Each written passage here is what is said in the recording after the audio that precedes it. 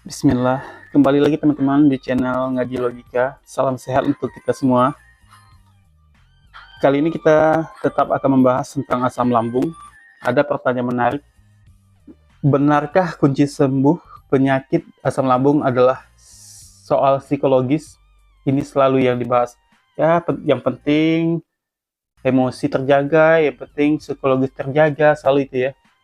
Komentar seperti ini sangat banyak sekali ya. Nah, apakah benar hal tersebut? Nah, ini yang mau kita kaji saat ini. Soal psikologis, ya saya katakan psikologis menentukan, tapi bukan kunci. Ya, psikologis menentukan bukan hanya untuk penyakit asam lambung, bahkan hampir untuk semua penyakit ya. Psikologis sangat menentukan, tapi bukan kunci dari penyebab asam lambung. Oke ya, kenapa seperti itu? Gini, dalam pemahaman kenapa orang mengalami kondisi pikiran yang ruwet dan sebagainya, ternyata dari berbagai aspek itu adalah disebabkan bukan hanya faktor kejiwaan atau sebagainya, tapi malah lebih dominan penyebab emosi orang terganggu itu kebanyakan juga faktor makanan loh. Itu salah satunya. Jadi justru masalah psikologis seseorang itu dipengaruhi oleh makanan dia. Ada banyak penelitian yang menyebutkan bahwa makanan-makanan tertentu sangat berpengaruh terhadap kondisi psikologis seseorang. Jadi jangan anggap remeh juga ya soal makanan, bahkan soal olahraga pun sangat menentukan psikologis seseorang. Jadi kalau kalian fokus ya yang penting psikologis, yang penting emosional, ya kalau kalian rusak pola-pola hidup seperti makanan, seperti olahraga dan sebagainya, itu juga emosional kalian akan terganggu juga. Jadi psikologis ini bukan kunci ya, bukan kunci dari penyelesaian semuanya. Karena penyakit apapun terjadi berbagai penyebab. Jadi kalian kalau ada mengalami penyakit apapun pasti disebabkan oleh berbagai variabel, bukan satu variabel. Oke ya. Jadi masalah psikologis jangan dijadikan sebagai penentu yang harus kalian selesaikan gitu. Karena faktor-faktor selain itu juga banyak gitu. Jadi bukan hanya psikologis ya. Oke, sebaiknya saya sarankan tonton video saya sebelum sebelum ini tentang bagaimana kenapa eh, terjadinya asam lambung pada tubuh kita dan apa saja solusi-solusi yang saya tawarkan. Ini juga sangat penting. Ternyata kalau mau sembuh dari asam lambung ini tidak cukup dengan solusi psikologis. Solusi psikologis ini saya masukkan pada urutan ke-8 alias urutan terakhir dari solusi yang saya tawarkan. Nah, silahkan tonton video saya sebelum ini. Ada 2 video yang membahas, mengkaji tentang cara logis sembuh total penyakit asam lambung. Di situ sangat jelas bagaimana tahapannya dan ya oke, psikologis saya masukin di situ, tapi tahap terakhir. Jadi bukan penentu dari semua kesembuhan dari penyakit apapun, bahkan penyakit asam lambung sekalipun. Itu bukan soal makan saja ya yang saya bahas di solusi sembuh asam lambung ini. Di situ juga ada tentang vitamin D3, ada olahraga juga, ada soal berjemur juga, ada juga soal makan, ada soal mengunyah makanan, dan sebagainya. Dan solusi untuk psikologis ini, ya itu bagian ke-8.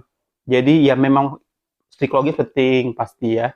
Psikologis penting dan kita nggak boleh uh, mengabaikan psikologis juga, karena psikologis juga penting. Dan itu juga termasuk penentu juga kesehatan, bukan hanya kesehatan asam lambung, tapi juga kesehatan berbagai macam penyakit ya. Oke. Jadi logikanya gini, psikologis kita aja, kondisi emosional kita saja dipengaruhi oleh berbagai faktor. misalnya makanan, gerak tubuh atau olahraga, pola nafas, dan pola hidup lainnya. Nah, psikologis saja dipengaruhi oleh faktor-faktor tersebut. Bagaimana kesembuhan, kesehatan dipengaruhi oleh psikologis? Kan logikanya nggak masuk kan? Pembuktiannya apa? Nah, ya, pembuktiannya saya sendiri. Saya adalah certified hypnotherapist ya. Udah bersertifikasi nasional hipnoterapis. Saya udah menggunakan cara bagaimana memperbaiki kondisi emosional kejiwaan saya untuk sembuh dari asam lambung. Tapi ternyata tidak berhasil. Jadi apa? Kalau hanya menggunakan satu faktor saja, faktor emosional psikologis saja untuk menyembuhkan, saya rasa ini bukan kuncinya. Saya rasa ini bukan penentu untuk kesembuhan dari penyakit asam lambung. Yang pastinya, kesembuhan asam lambung itu dan penyakit-penyakit lainnya lah ya, dan hampir semua penyakit lainnya saya yakin kesembuhannya bukan karena satu faktor. Pasti banyak variabel faktor lain penyebab kesembuhan. Nah, seperti yang saya utarakan sebelumnya dan video-video saya sebelumnya, saya sudah jelaskan bagaimana bisa saya sembuh total dari penyakit asam lambung. Ada beberapa poin yang saya sebutkan, ada sampai 8 poin. Salah satunya ini psikologis yang saya urutkan ke urutan ke-8. Ya, jadi ada beberapa faktor yang harus kita tuntaskan untuk bisa sembuh dari penyakit asam lambung ini. Jangan begini, banyak orang ya yang penting perbaiki aja lah psikologis, perbaiki emosional, nanti sembuh juga kok. Ya betul, tapi ini bukan penentu ya, bukan kunci kesembuhan, karena banyak orang juga pernah melakukan hal yang sama juga nggak bisa langsung total sembuh. Ya sembuh paling 1 hari 2 hari nanti kambuh kembali gitu. Banyak seperti itu. Seperti obat dokter juga seperti itu. Kalau kalian mau sembuh sebentar ya bisa. Kalau saya kan mengajarkannya, mengkajinya gimana sembuh total ya. Kalau cuma sembuh sebentar nanti kumat, sembuh lagi sebentar, nanti kambuh lagi, kayak gitu gampang. Gampang banget. Yang saya inginin itu adalah sembuh total ya. Perlu kita pahami bahwa orang yang terkena penyakit asam lambung itu sebenarnya yang bermasalah adalah lambungnya ya. Lambungnya itu mengalami luka atau infeksi. Ini yang harus disembuhkan. Ibarat gini, kalau kalian jatuh terluka kaki kalian, apakah kalian bisa menggunakan psikologis, misalnya tenangkan diri, ya oke, untuk sementara itu membantu, cuman nggak bisa menyembuhkan ya. Nah, begitu juga orang terkena penyakit asam lambung, yang perlu diselesaikan adalah lambungnya dulu.